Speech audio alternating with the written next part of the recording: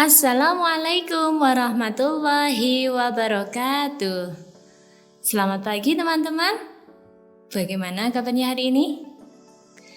Bu Guru berharap semuanya dalam keadaan sehat, semangat, dan selalu gembira. Karena hari ini kita akan melanjutkan kegiatan belajar kita pada tema 5 pengalamanku, subtema 1 pengalamanku di rumah, pembelajaran yang kelima. Tentu pagi ini teman-teman sudah siap untuk kembali belajar kan? Baiklah, kita awali dulu kegiatan belajar kita hari ini dengan membaca basmalah bersama-sama. Bismillahirrahmanirrahim.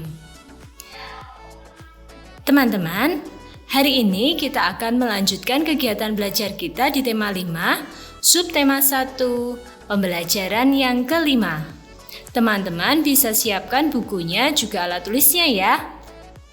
Sekarang kita buka buku tema 5 halaman 43. Pada sore hari, Benny mempunyai tugas. Tugas Benny membersihkan sangkar burung. Kemudian, Benny mengambil sangkar burung. Benny membersihkan sambil bernyanyi. Benny menyanyikan lagu burung kutilang.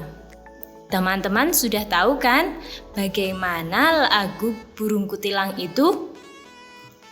Baiklah, sebelum kita melanjutkan kegiatan belajar kita, supaya lebih semangat lagi, bagaimana jika kita dengarkan dulu lagu burung kutilang yang dinyanyikan oleh Benny. Teman-teman bisa mengikutinya supaya lebih semangat lagi ya. Siap teman-teman?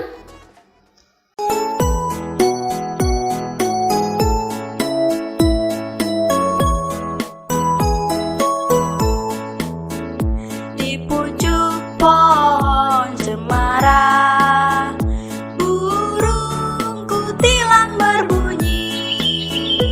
bersiul-siul sepanjang hari dengan tak jemu-jemu, mengangguk-angguk sambil berseru trilili-lili-lili, sambil berlompat-lompatan, paruhnya selalu terbuka.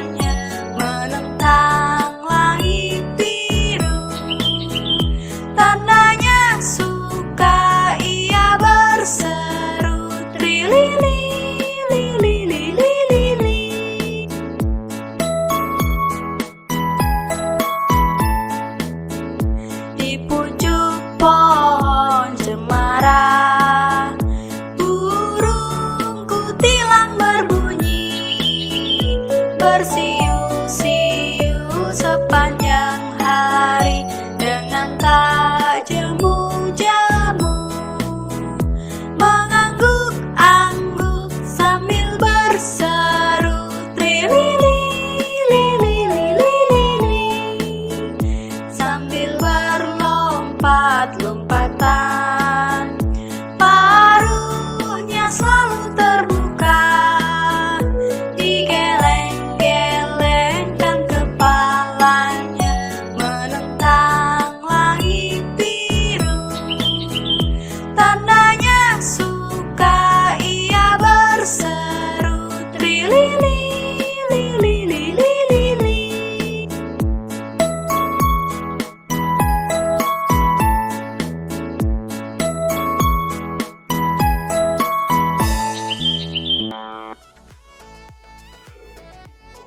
Nah teman-teman, bagaimana? Seru kan lagu burung kutilang yang dinyanyikan oleh Benny? Teman-teman, ternyata lagu burung kutilang bisa juga kita baca sebagai puisi. Masih ingat teman-teman?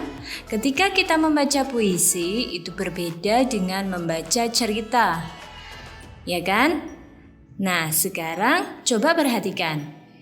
Bu Guru akan mencoba membaca puisi dari lagu burung kutilang. Teman-teman Silakan simak dengan baik ya. Burung kutilang. Di pucuk pohon cemara, burung kutilang berbunyi. Bersiul-siul sepanjang hari dengan tak jemu-jemu. Mengangguk-angguk sambil berseru, trilili, lili, lili. Sambil berloncat-loncatan, paruhnya selalu terbuka. Digeleng-gelengkan kepalanya, menentang langit biru.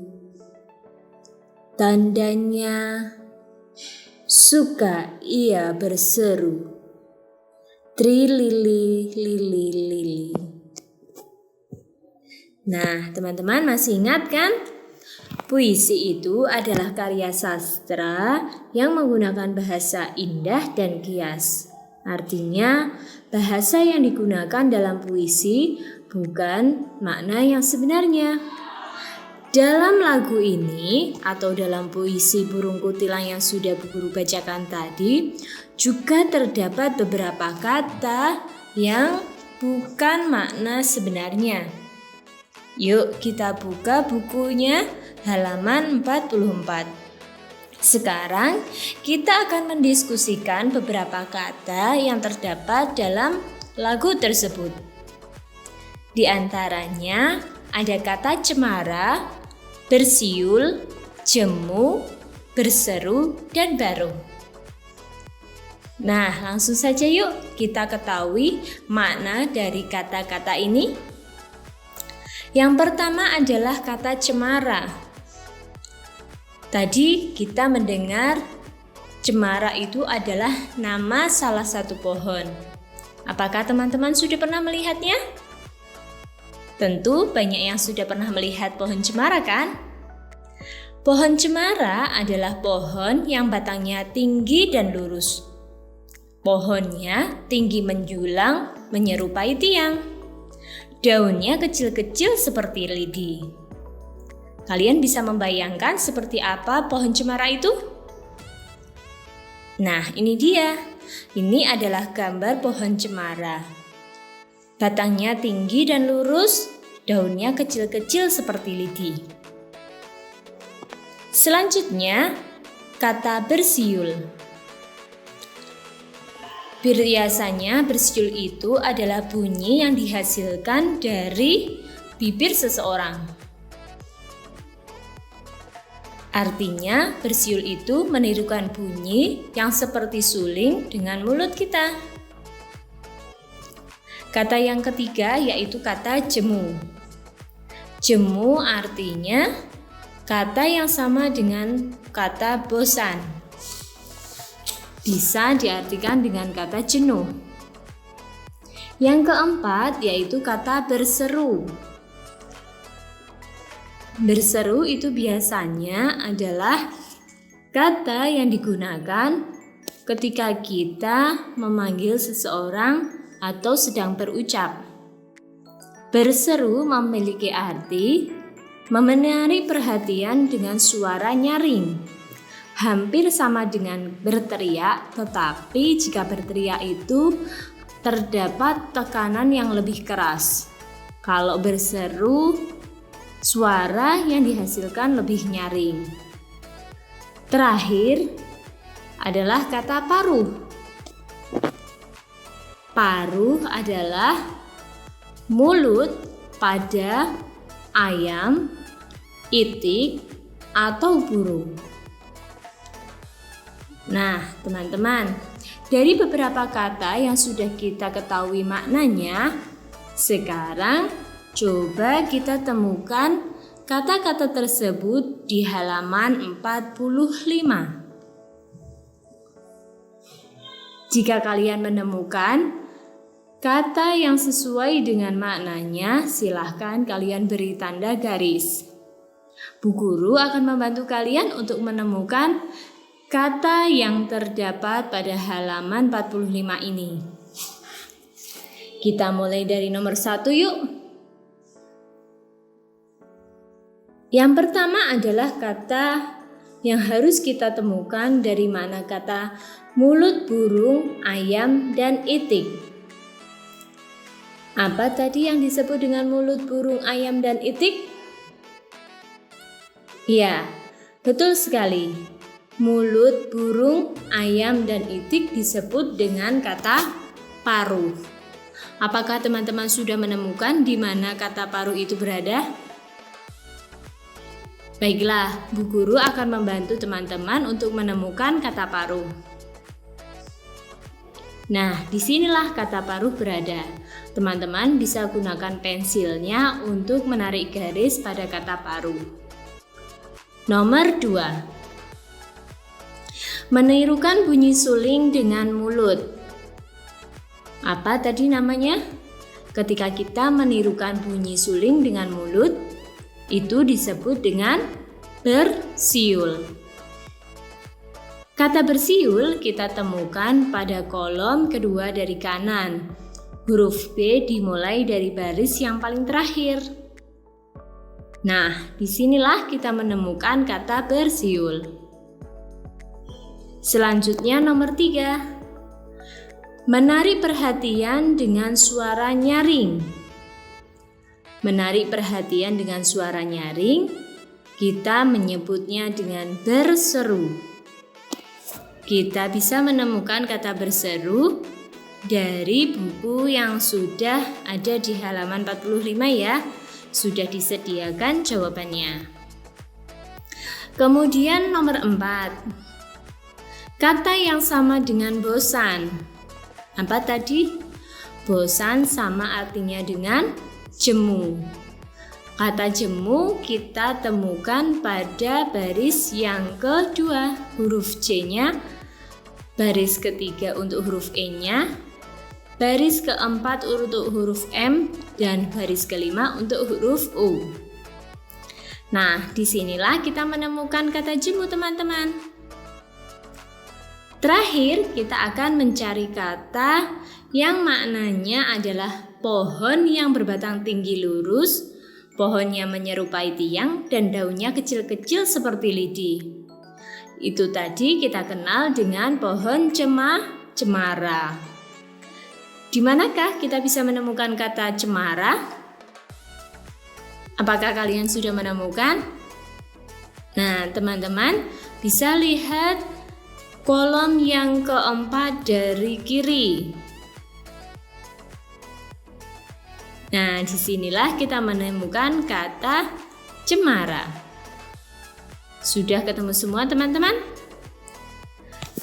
Jika sudah ketemu semua, kita akan melanjutkan pada halaman 46. Wah, apa ini? Ternyata di sini terdapat puisi, teman-teman.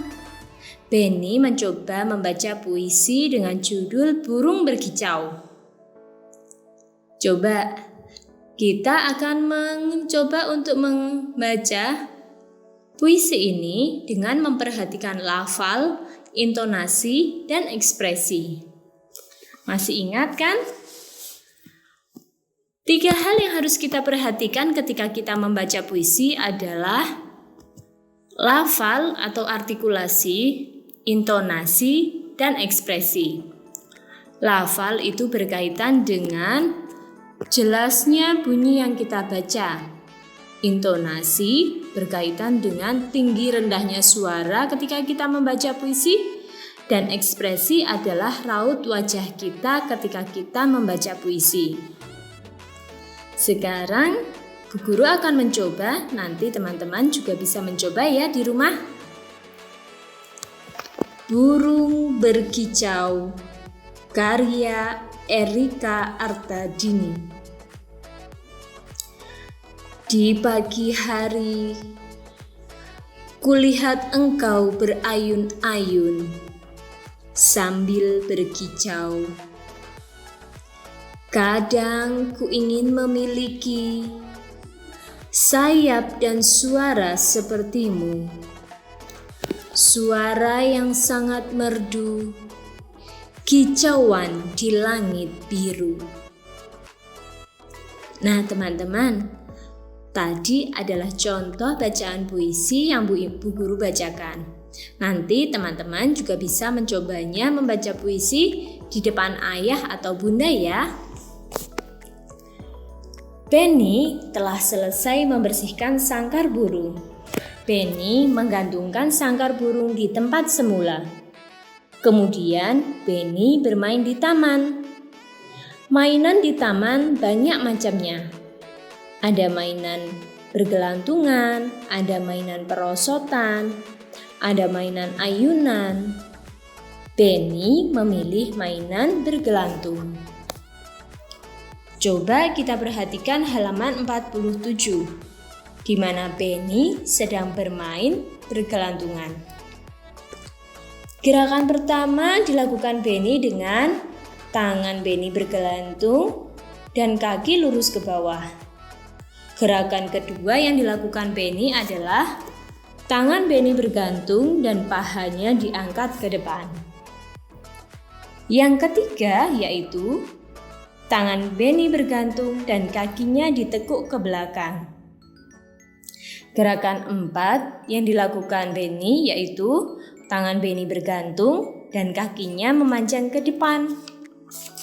Selanjutnya, Penny bermain bergelantungan dengan tangannya Penny bergantung dan kakinya memanjang ke belakang. Dan terakhir, tangan Penny bergantung dan paha diangkat ke samping. Gerakan-gerakan yang dilakukan oleh Penny ini adalah gerakan ketika ia bermain bergelantungan. Teman-teman juga bisa mencobanya. Tapi ingat ya, ketika bermain, teman-teman harus berhati-hati. Nah, teman-teman, Penny itu mempunyai banyak teman. Penny juga anak yang baik. Penny pandai bergaul. Teman Penny ada yang menjadi pengurus masjid.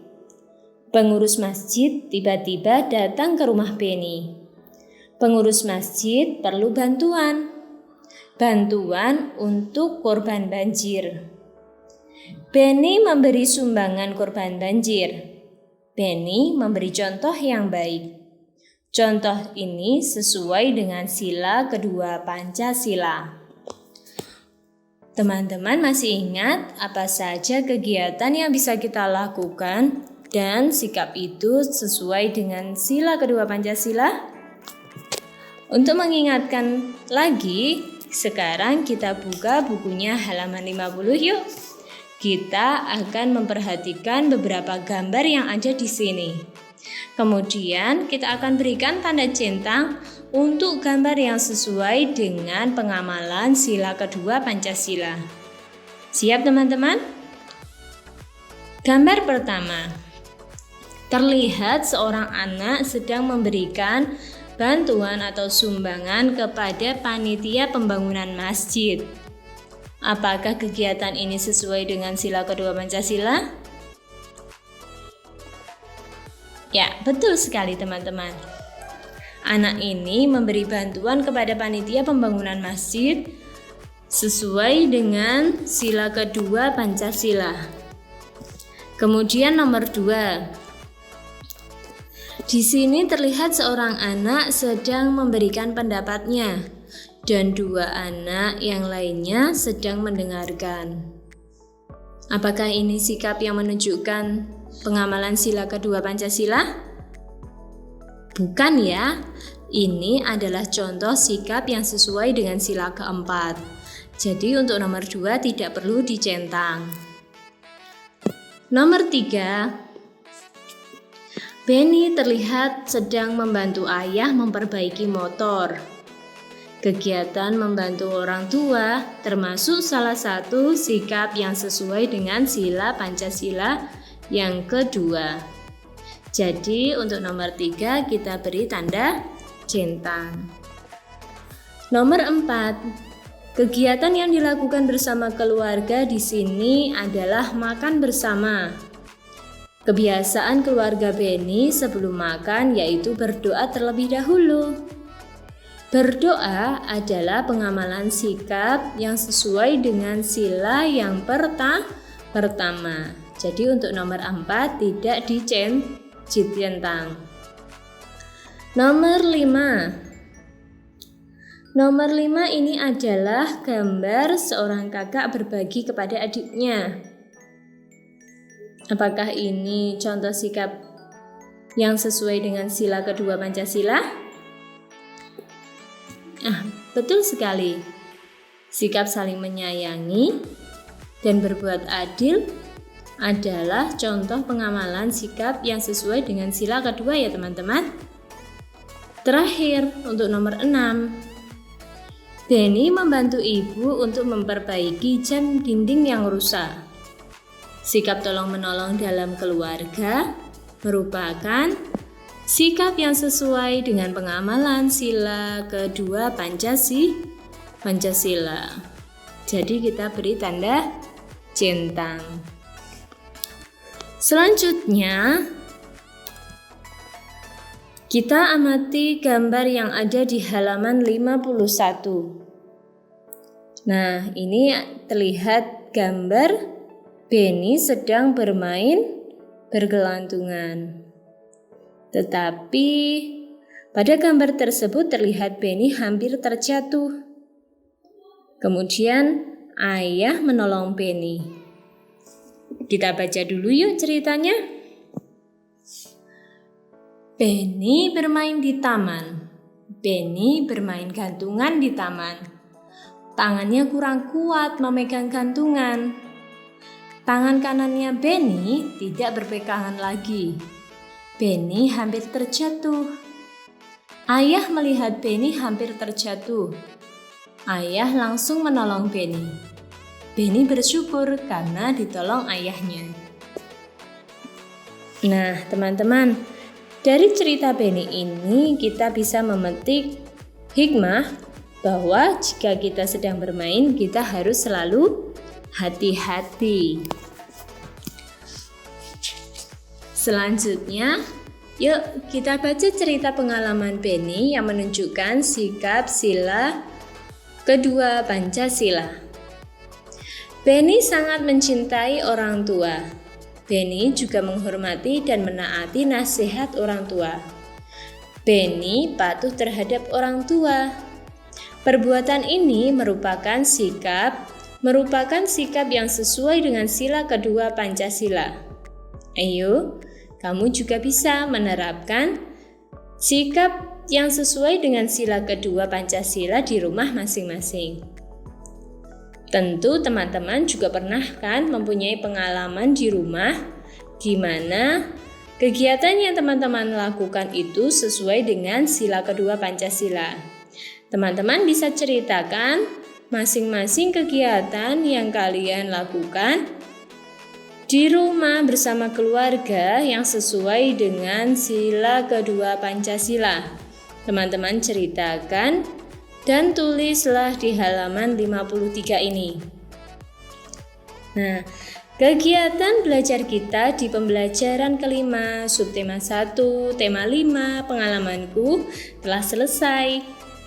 Terima kasih teman-teman sudah semangat mengikuti kegiatan belajar hari ini. Jangan lupa kirimkan tugas belajarmu kepada wali kelas masing-masing supaya dapat dikoreksi. Dari Bu Guru cukup sekian. Wassalamualaikum warahmatullahi wabarakatuh.